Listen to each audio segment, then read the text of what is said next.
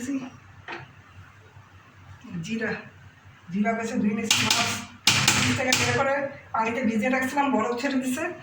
তারপর মাছটারে ভালো করে ধুয়ে নিয়েছি, আলু টাকটাক করে কেটে ধুয়ে নিয়েছি, পেঁয়াজ রসুন কাঁচামরিচ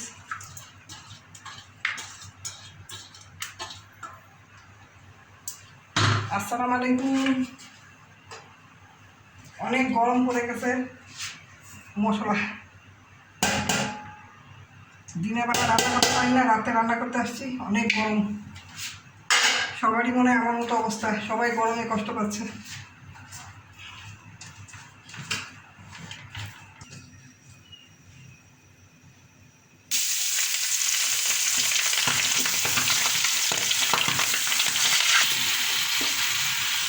মাছ একটি ভাজা হয়ে গেছে, আরেকটি আমি উঠে দিচ্ছি।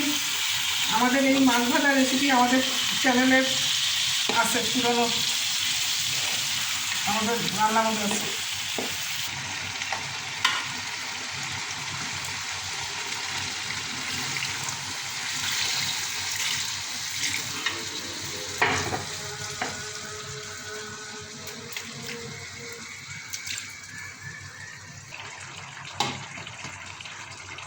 হয়ে গেছে মাছের রান্না, চুলা বন্ধ করে দিই।